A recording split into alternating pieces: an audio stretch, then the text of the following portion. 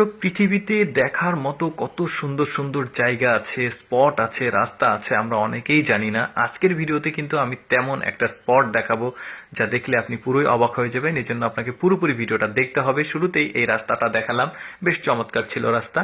এবার যেটা দেখাবো সেটা হচ্ছে একটা বিশাল সাইজের অনেক উঁচু পাহাড়, যে পাহাড়ের উপর থেকে অনেক সুন্দর দৃশ্যগুলো দেখা যায়। বেশ কয়েকটা ভিউ পয়েন্ট আছে, সুন্দর জায়গা রয়েছে যেগুলো দেখার জন্য এই যে দেখতে পাচ্ছেন টুরিস্টরা এখান থেকে হেঁটে হেঁটে চিকন রাস্তা বেয়ে সিঁড়ি বেয়ে একদম পাহাড়ের উপরে উঠবে। দৃশ্যগুলো বেশ চমৎকার, পুরোপুরি ভিডিওটা দেখলে আপনার ভালো লাগবে। এই যে দেখতে পাচ্ছেন সবাই হেঁটে হেঁটে উপরে উঠছে।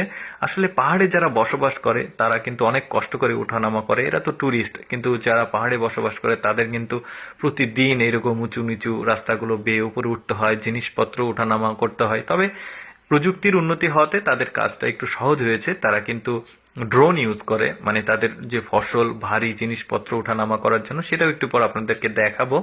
এই যে দেখতে পাচ্ছেন প্রথম ভিউ পয়েন্ট, এটা ভিউ পয়েন্ট ঠিক না, এটা রেস্ট নেওয়ার জায়গা। একটু ওঠার পর এখানে এসে রেস্ট নিয়ে আবার কিছু খাওয়া দাওয়া করে আবার সামনে হেঁটে যেতে পারে। তো যেটা বলছিলাম, তারা প্রযুক্তি ব্যবহার করে, যেমন তারা ওই যে ফসল বা বস্তা ভর্তি বা ভারী জিনিসপত্রগুলো এভাবে ড্রোন দিয়ে উপরে নিচে নিয়ে যাওয়া নিয়ে আসা করে। এই যে কলা দেখতে পাচ্ছেন, উপরে কলা চাষ করে তারা, এই যে কলা এভাবে নিয়ে আসলো। যেহেতু ভারী জিনিসগুলো আসলে বহন করা এত উঁচু জায়গায় খুবই কষ্ট, তাই তারা প্রযুক্তির উন্নতি হতে এভাবে আসলে তারা ড্রোন ইউজ করে।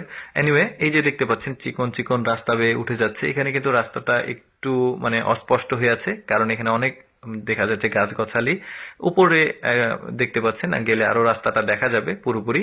এই যে দেখতে পাচ্ছেন প্রথম ভিউ পয়েন্ট, এটা প্রথমটা যেটা দেখিয়েছিলাম সেটা কিন্তু ছিল মানে রেস্ট নেওয়ার জায়গা। এটা প্রথম ভিউ পয়েন্ট ধরা যাবে। এখান থেকে পাশের পাহাড়টা বেশ চমৎকার, নদীটাও বেশ চমৎকার। এখানে মেঘ থাকলে আরো ভালো লাগতো, এই সময় মেঘ নাই, বাট মেঘ থাকে এখানে। এই যে দেখতে পাচ্ছেন ওই ভিউ পয়েন্টটা যখন দেখা শেষ তখন কিন্তু টুরিস্টরা আবার হেঁটে হেঁটে আরো সামনে উঠে এই যে এইখানে আরেকটা ভিউ পয়েন্ট রয়েছে। মোট 6টা ভিউ পয়েন্ট। লাস্টের ভিউ পয়েন্টটাতে তো অনেক বেশি সুন্দর, আপনারা লাস্টে দেখতে পারবেন ওই ভিউ পয়েন্টটা।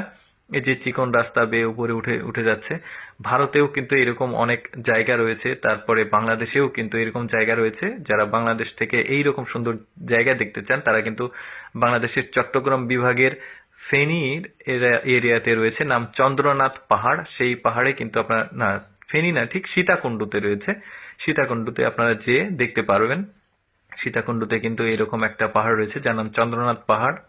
এতটা বড় না, বাট ওইটা উঠা অনেক কঠিন। এরকম সিঁড়ি করা আছে, বেশ চমৎকার লাগে। কিন্তু এই পাহাড়টা আমি নিজে গিয়েছি, এক্সপিরিয়েন্স করেছি, এভাবেই উঠেছিলাম। এরা যেভাবে উঠছে এভাবে বেশ চমৎকার। কিন্তু এরপরে 3 নাম্বার ভিউ পয়েন্ট সম্ভবত এইটা। এখান থেকে কিন্তু অ্যাকচুয়ালি এখন মেঘ নাই, মেঘ থাকলে আরো চমৎকার লাগতো দেখতে।